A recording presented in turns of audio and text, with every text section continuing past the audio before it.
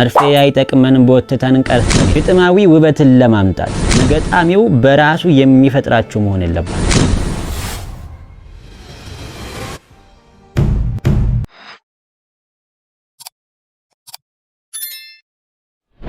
የቃላት እርባታ አጠቃቀም። ሰለሞን ዳሬሳ በግጥም ውስጥ መርፌ አይጠቅመን ቦትተን ቀርተን ይላል። ቦትተን ቀረን ሲል ብቱቱ ሆነን ልብሳችን ተቀዳዶ ማለቱ ነው።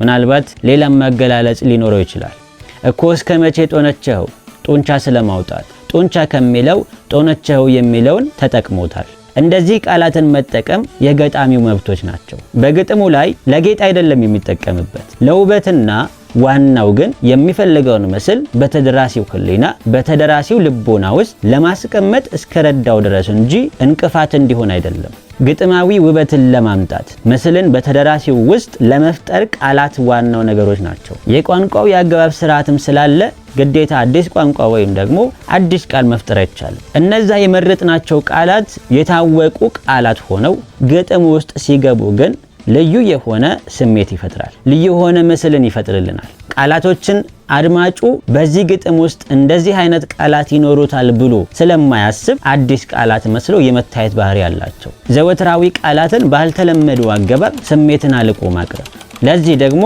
እጅግ ማሰብ ማብሰልሰል ያስፈልጋል። በዚህ በግጥም የተለመደውን በህይወታችን ሁልጊዜ የምናገኘውን ነገር የማናውቀው ያስመስላል። በየዕለቱ የምንኖራቸውን ኑሮዎች እነዛ የሰለቹንን ድርጊቶች በህይወታችን አንዴ ብቻ ያገኘነው ያስመስላል። አዲስ አድርጎ ያላየነው ያልሰማነው የማድረግ አይላለም። ይሄንን ነው በቃላት ምርጫችን ልንገለገልበት የሚገባው። ለዚህም ነው የቃላት ምርጫ ያስፈልገው። በሌላ በኩል ደግሞ አንድ ወጥ የሆነ ስልት የሚጠቀሙ አሉ። እነዚህ ብዙ ጊዜ በብዛት ባይታዩም የሌላ ቋንቋ ቃላትን አማርኛ በማስመሰል አሊያም ራሱኑ የሌላውን ቋንቋ እንደ ሌላ ቋንቋ አድርገው የሚጠቀሙ አሉ። ለምሳሌ በአማርኛ ግጥም ውስጥ የኦሮምኛ ወይም ደግሞ የትግርኛ ወይም አፋርኛ ቃልን ወስዶ መጠቀም። እንደዚህ አይነት ባህሪ ያላቸው ገጣሚዎችም አሉ፣ ግን ደግሞ ብዙም አይደሉም፣ በብዛትም አይታዩ።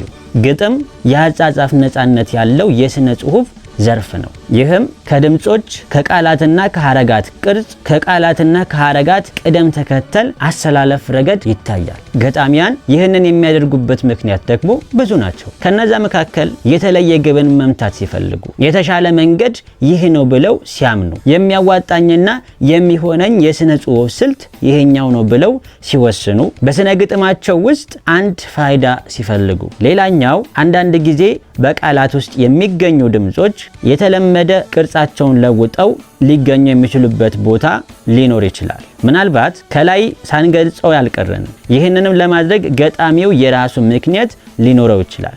ምክንያቱን መርምሮ ለግጥሙ የሰጠውን ፋይዳ ተንትኖ መመልከቱ ግን የአንባቢው ወይም የአድማጩ ድርሻ ነው። ግጥሞቻቸው ውስጥ ቃላትን ከተለመደ ቅርጻቸው ለውጠው ሊገለገሉባቸው የሚችሉበት ሁኔታ ሊኖር ይችላል። እነዚህ ቃላት ደግሞ ግጥሙ ከቀረበበት ቋንቋ ፍጹም ያፈነገጡ ፍጹም ገጣሚው በራሱ የሚፈጥራቸው መሆን የለባቸው። ይህ ከሆነ ግን ግጥሙ ውበቱን ያጣል። አሰልቺ አንብቡኝ የማይሉ ይሆናሉ።